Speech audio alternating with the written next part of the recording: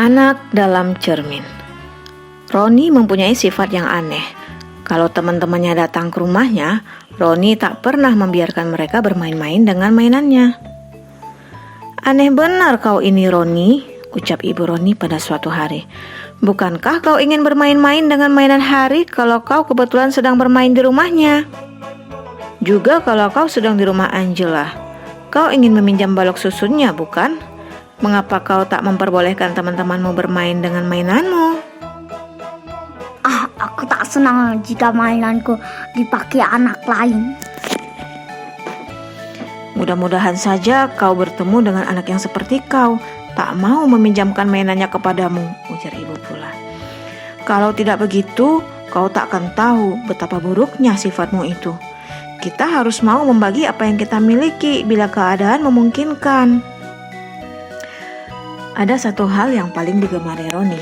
Ia sangat suka bercermin. Di kamar ibunya ada sebuah cermin berukuran sangat besar. Tingginya sama dengan tinggi ruangan. Roni senang sekali berdiri di depannya sambil mengamat-ngamati segala sesuatu yang terpantul di situ.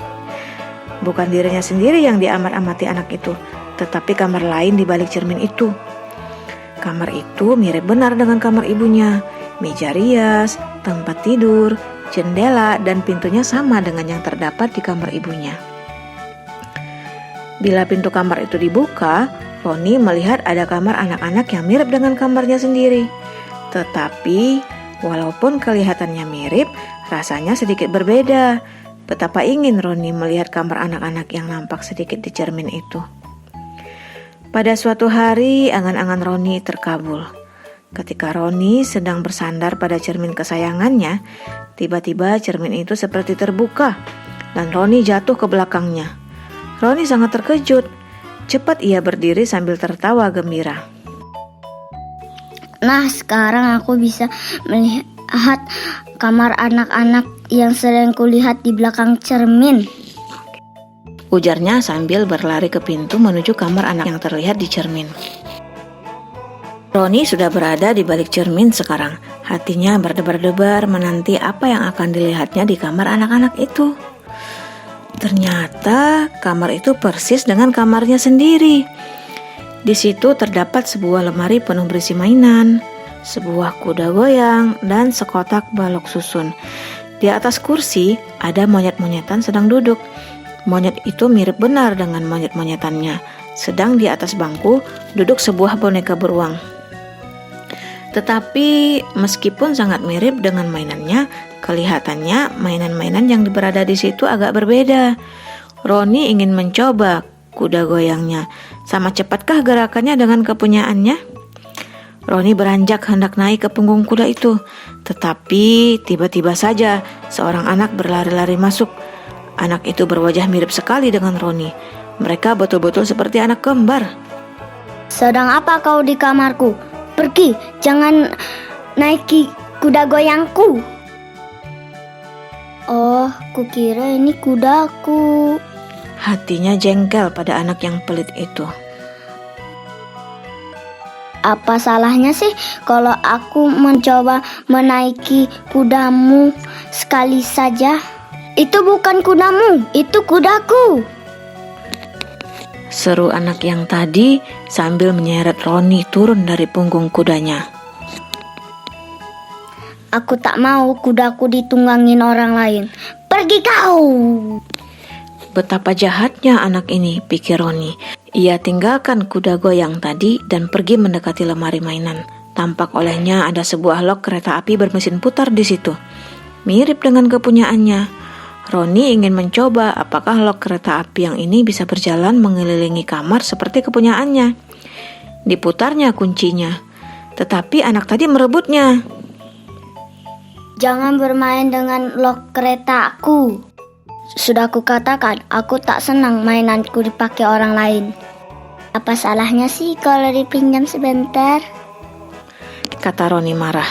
"Sikapmu sama sekali tidak sopan. Aku tak akan merusakkan mainanmu." Kemudian Roni memegang boneka beruang dan menggendongnya. Betapa mirip dengan boneka beruangnya sendiri. Lehernya pun berpita biru lusuh seperti boneka beruangnya. Tetapi anak yang satu lagi tak suka melihat Roni membelai-belai boneka beruangnya. Ditariknya boneka itu. Boneka beruangku tak suka digendong orang lain. Berikan dia kepadaku. Oh, kau benar-benar lucu.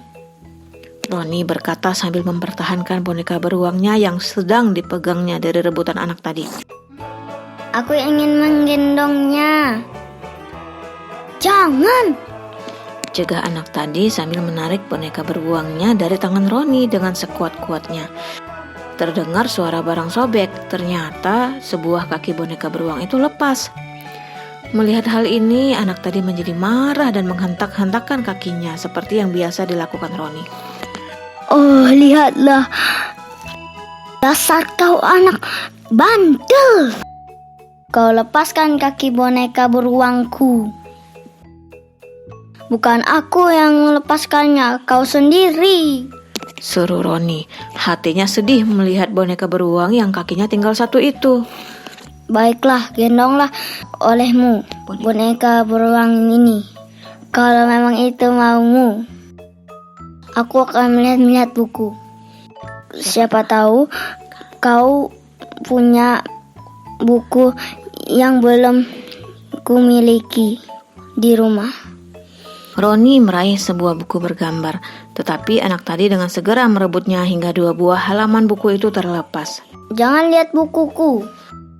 Oh, gara-gara kau 2 halaman bukuku jadi terlepas. Roni marah sekali, dipukulnya anak laki-laki itu. Sama marahnya, anak itu mengambil tongkat dan berlari mengejar Roni. Roni ketakutan dan segera berlari menjauhinya. Ia berlari keluar, menuju ke kamar yang menyerupai kamar ibunya. Anak tadi masih mengejarnya dengan membawa tongkat, sambil berteriak-teriak dengan marahnya. Roni berlari ke cermin yang berkilau-kilauan di dinding. Ah, betapa inginnya ia menerobos cermin itu, supaya cepat jauh dari anak yang pelit, egois dan pemarah itu. Roni melompat ke arah cermin, dan tiba-tiba saja Roni mendapatkan dirinya berada di kamar ibunya sendirian. Tepat pada saat itu ibunya masuk. Beliau melihat Roni mengacungkan tinjunya kepada anak laki-laki yang nampak berada di balik cermin. Sambil mengacungkan tinjunya, Roni berteriak-teriak marah. Roni, mengapa kau berteriak-teriak begitu? Tak tahukah kau bahwa anak yang kau marahi di cermin itu tak lain adalah dirimu sendiri? Ucap ibunya. Dia bukan aku, sahut Roni. Dia jahat dan pelit. Aku mengunjungi kamarnya melewati cermin ini, Bu. Tapi dia tidak memperbolehkanku memegang mainannya sama sekali. Naik kuda-kudaannya pun aku tak boleh. Kalau begitu dia persis kau, kata ibunya. Ketika lok kereta apinya ku pegang, dia marah-marah dan merebutnya.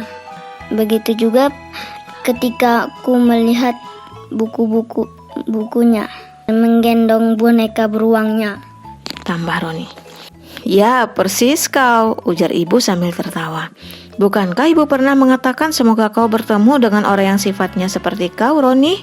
Nah, sekarang kau tahu betapa jelek sifatmu. Kau bertemu dengan dirimu sendiri di cermin itu. Sukakah kau kepadanya? Sungguh kak, yang anak yang di cermin itu diriku sendiri?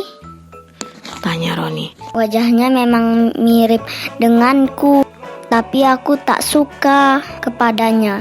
Dia sama sekali tidak mau meminjamkan barang yang dimilikinya. Kau pun begitu kalau teman-teman mau datang ke sini, kata ibu Roni.